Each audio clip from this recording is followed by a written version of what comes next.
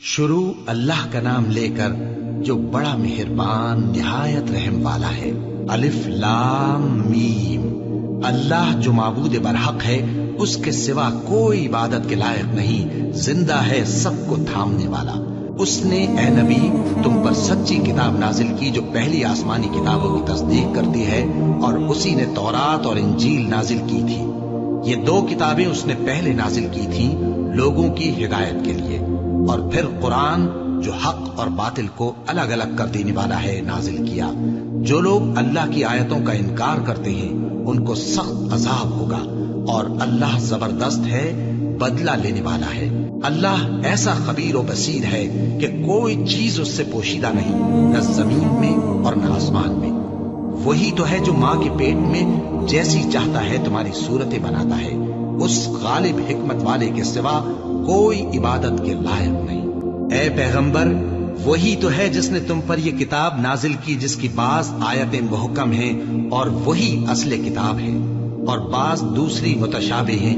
تو جن لوگوں کے دلوں میں کجی ہے وہ متشابہات کا اتباع کرتے ہیں تاکہ فتنہ برپا کریں اور مراد اصلی کا پتہ لگائیں، حالانکہ مراد اصلی اللہ کے سوا کوئی نہیں جانتا۔ اور جو لوگ علم میں گہری نظر رکھتے ہیں وہ یہ کہتے ہیں کہ ہم ان پر ایمان لائے۔ یہ سب آیات ہمارے پروردگار کی طرف سے ہیں، اور نصیحت تو عقل مند ہی قبول کرتے ہیں۔ اے پروردگار، جب تو نے ہمیں ہدایت بخشی ہے تو اس کے بعد ہمارے دلوں میں کجی نہ پیدا کر دیجو، اور ہمیں اپنے ہاتھ سے رحمت عطا فرما، تو بڑا عطا فرمانے والا ہے۔ اے پروردگار، تو اس روز جس کے آنے میں کچھ بھی شک نہیں سب لوگوں کو اپنے حضور میں جمع کر لے گا۔ بے شک اللہ خلاف وعدہ نہیں کرتا۔ جو لوگ کافر ہوئے اس دن نہ تو ان کا مال ہی اللہ کے عذاب سے ان کو بچا سکے گا اور نہ ان کی اولاد ہی کچھ کام آئے گی، اور یہ لوگ آتش جہنم کا ایندھن ہوں گے۔ ان کا حال بھی فرعونیوں اور ان سے پہلے لوگوں کا سا ہوگا جنہوں نے ہماری آیتوں کی تکذیب کی تھی، تو اللہ نے ان کو ان کے گناہوں کے سبب عذاب میں پکڑ لیا تھا، اور اللہ سخت عذاب کرنے والا ہے۔ اے پیغمبر، کافروں سے کہہ دو کہ تم دنیا میں بھی عنقریب مغلوب ہو جاؤ گے اور آخرت میں جہنم کی طرف اکٹھا کیے جاؤ گے، اور وہ بری جگہ ہے۔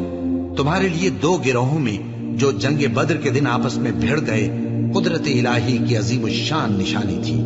ایک گروہ مسلمانوں کا تھا، وہ اللہ کی راہ میں لڑ رہا تھا، اور دوسرا گروہ کافروں کا تھا، وہ ان کو اپنی آنکھوں سے اپنے سے دگنا مشاہدہ کر رہا تھا۔ اور اللہ اپنی نصرت سے جس کو چاہتا ہے مدد دیتا ہے۔ جو اہل بصارت ہیں ان کے لیے اس واقعے میں بڑی عبرت ہے۔ لوگوں کو ان کی خواہشوں کی چیزیں یعنی عورتیں اور بیٹے اور سونے اور چاندی کے بڑے بڑے ڈھیر اور نشان لگے ہوئے گھوڑے اور مویشی اور کھیتی بڑی زینت دار معلوم ہوتی ہیں، مگر یہ سب دنیا ہی کی زندگی کے سامان ہیں، اور اللہ کے پاس بہت اچھا ٹھکانہ ہے۔ اے پیغمبر، ان سے کہو کہ بھلا میں تم کو ایسی چیز بتاؤں جو ان چیزوں سے کہیں اچھی ہو؟ سنو، جو لوگ پرہیزگار ہیں ان کے لیے اللہ کے ہاں باغات بہشت ہیں جن کے نیچے نہریں بہ رہی ہیں، ان میں وہ ہمیشہ رہیں گے، اور پاکیزہ بیویاں ہیں، اور سب سے بڑھ کر اللہ کی خوشنودی۔